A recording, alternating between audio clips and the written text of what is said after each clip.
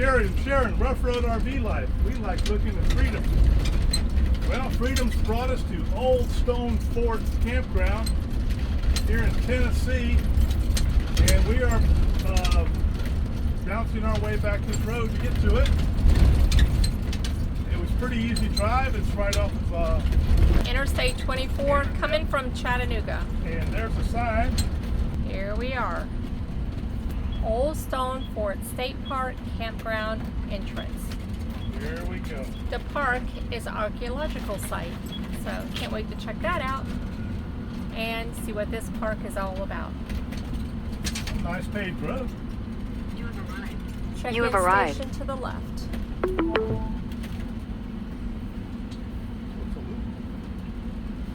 Yeah, there's a check-in station. Nice. It's so wooded, it's so nice. So there is one of the trails here that'll take you along the Duck River. And look, right there, a little deer. Hi, little deer. Hey. Okay, so our tour starts here, next to the resident-friendly deer, hidden by the brush. There will be a little bit of glare today. It's nice and sunny here in Tennessee. So if you go to the left, can't really see from the glare, but to the left is a check-in station. But there is a sign that we missed that says you can go to your campsite. The dump station is too up there. Oh yeah, the dump station is to the left too. You can walk across the Duck River over there and see the Duck River and walk to the other side where the archaeological site is. Or you can drive. All right, so here we go. We'll show you as many sites as we can. This is Monday, so it was full over the weekend. So the sites on the left you're seeing there is 50, and I think 49 is the next one here. And I'll be showing you mostly the ones on the right, but they're pretty representative of all of them. So here's site 1. These are electric and water sites, picnic table, fire ring, grill. Site 2. Okay, so we're going to go out of order here. We're going to catch the first loop. There's site 3 though. We'll be back. We might miss some of these, so. Site 42 through 48 or whatever that said. Yes. And we get up here and we're going to go one way and check out this loop. Site 42, site 43. Now the Duck River is just on the other side of these. So you can see how the terrain kind of goes down. There's a lot of brush, but you might be able to catch a glimpse of it if you're at one of these sites. Here's site 44, and coming up is site 45 right there. 46. And here's 47.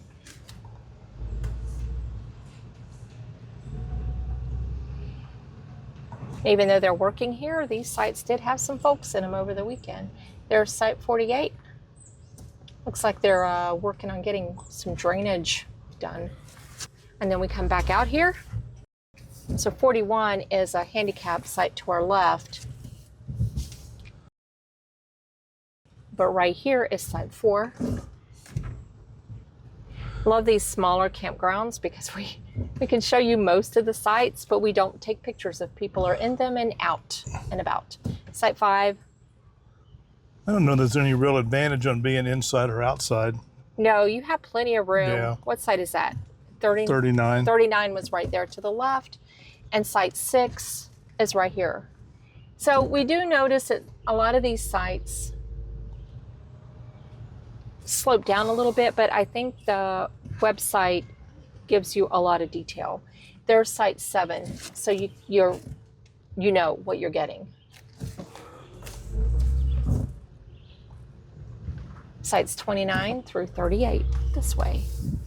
So there's 3 little loops here, or little spurs that come off this. Site 29 is here, 38 is on the left for your reference. And there's site 30, and they're doing some work over there. We're just gonna go check these sites out. There's a squirrel and a bird. 31, right there.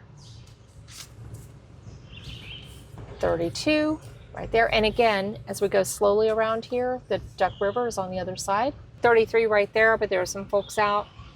And 34.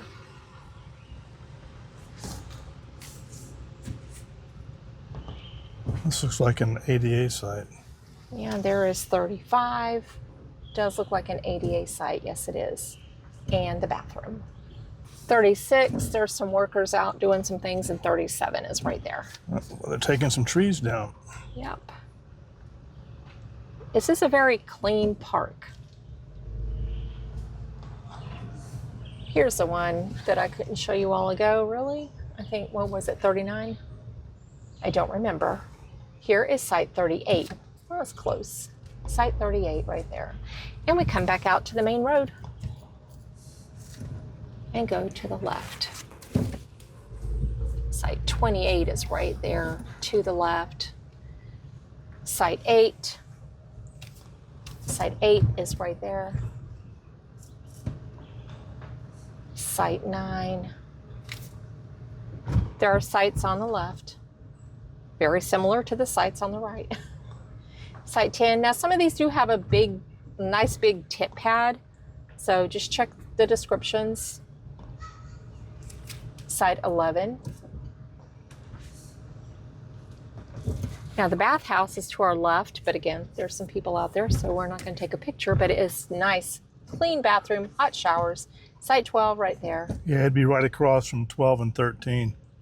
And here we are. That is our picnic table. It's kind of on the other side, but that's okay. We are site 13. Plenty of room for our dog pen. And we had a deer visit us last night. That was kind of cool. Site 14 right there. Now that trail I showed you earlier goes all through these woods here and then goes along the Duck River. And you will see the beautiful spillway and the river.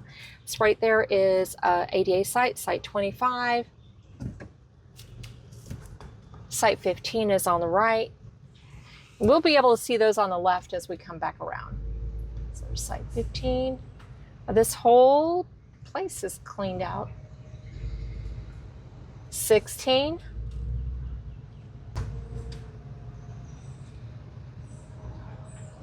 Site 17. There's one of those big tent pads over there. Site 18. And site 19. Now we're going to stop right here a minute and show you something.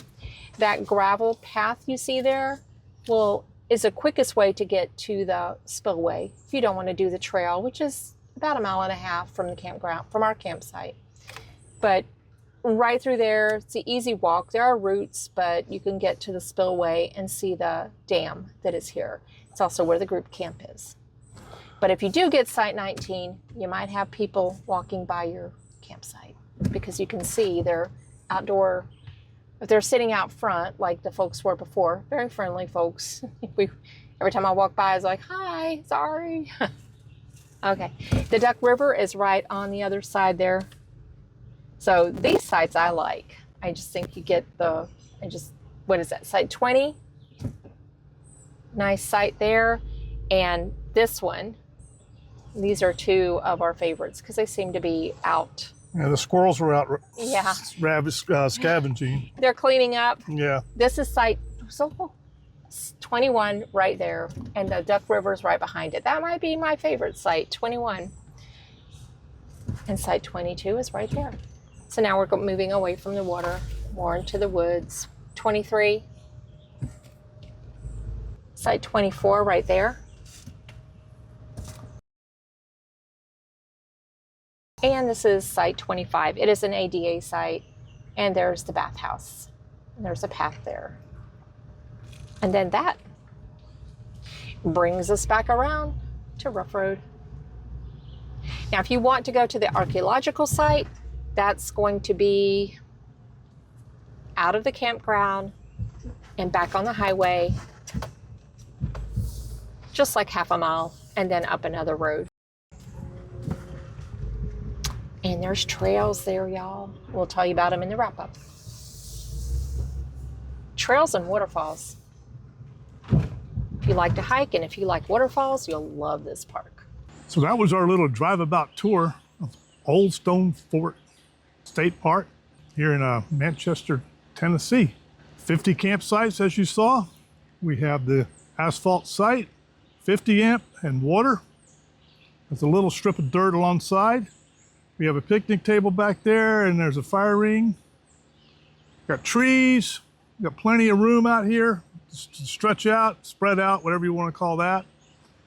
And our site was level. We didn't have to dork with any boards or nothing like that. But we did have to back up because it does kind of go downhill. Yeah. But we're 33 feet, so we were able to back up till the level part. Yeah.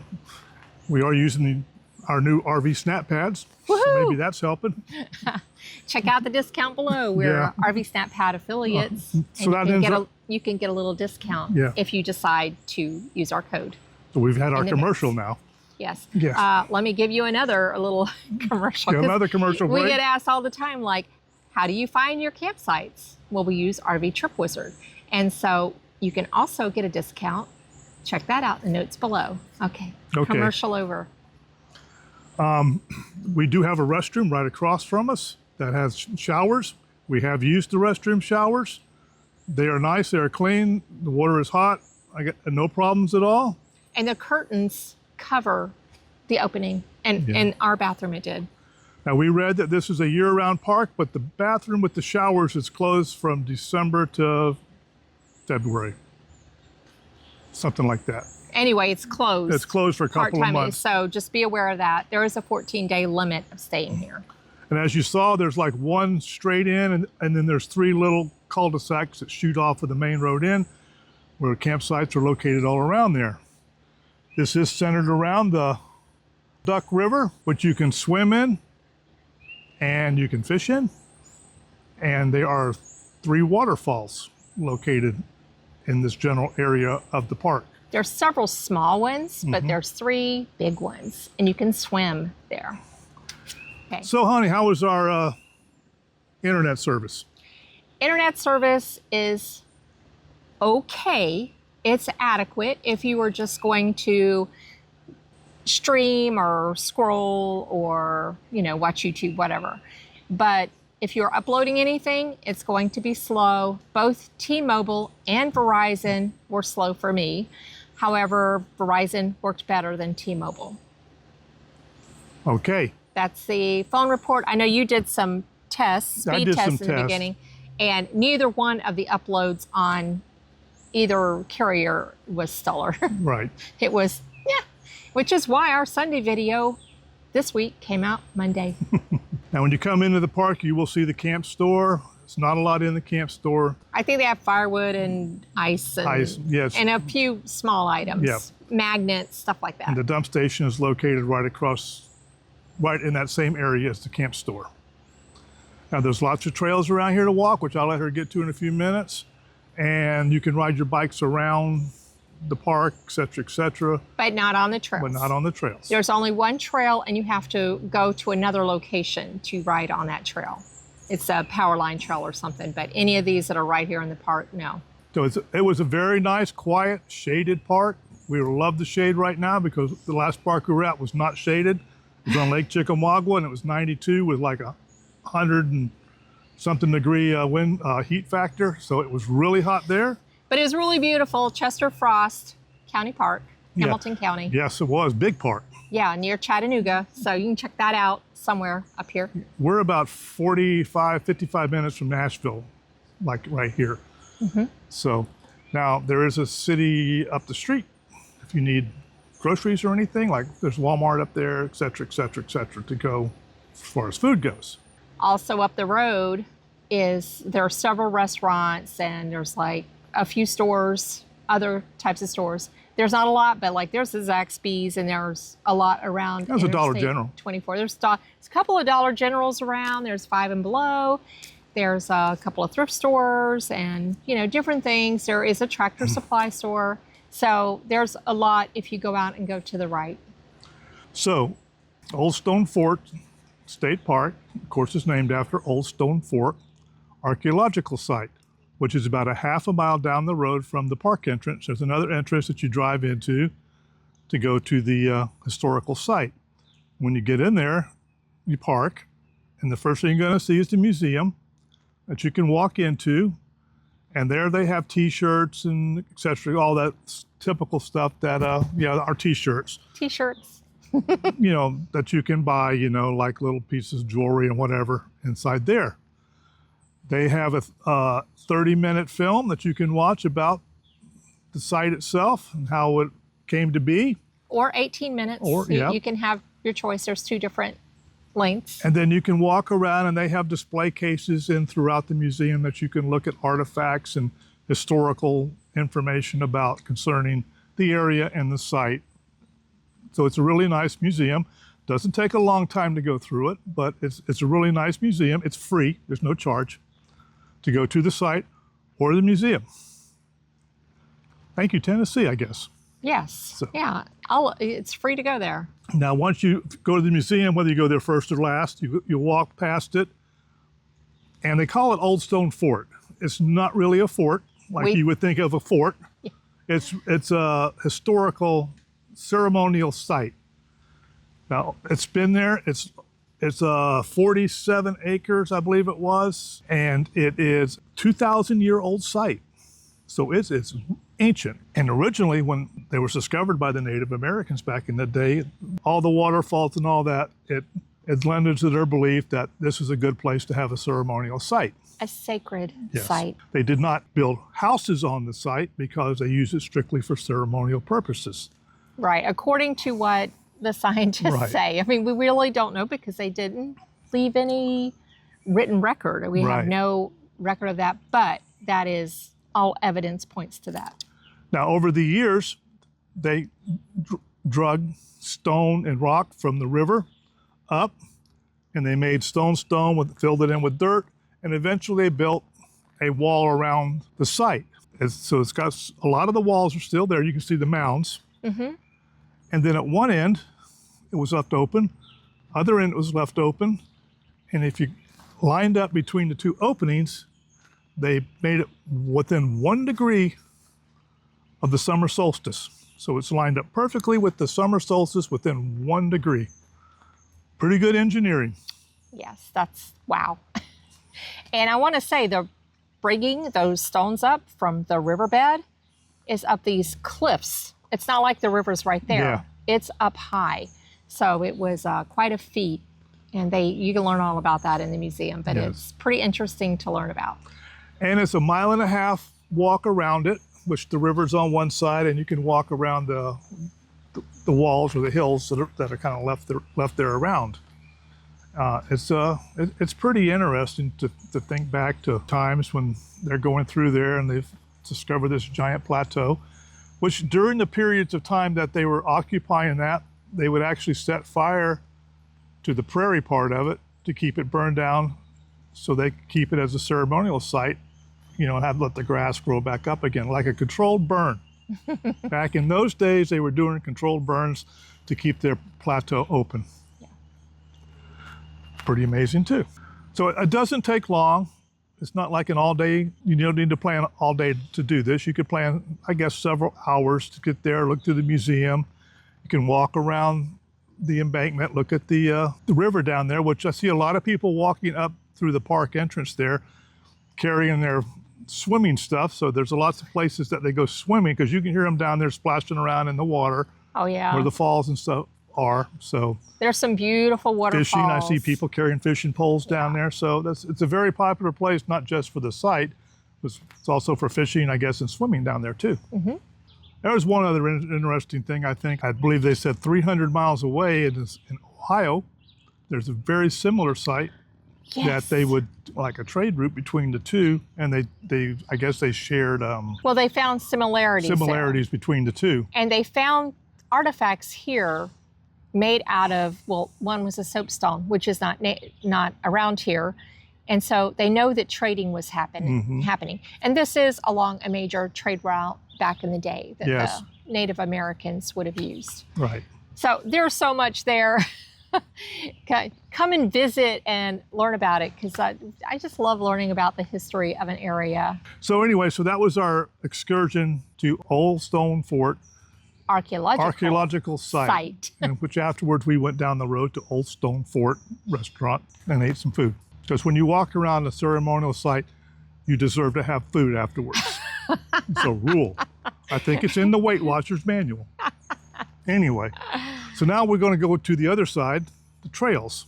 Yes, they do have different programs, ranger-led programs. I did go on a guided ranger-led hike around the enclosure trail.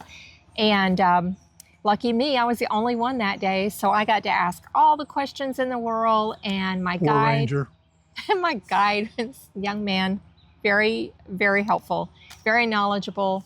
And so you go around the enclosure. I learned that there used to be paper mills there, and of course that's what happened to some of the rocks, because when people built roads or anything in the area, they would come and take the rocks from the mounds. But the mounds are still there.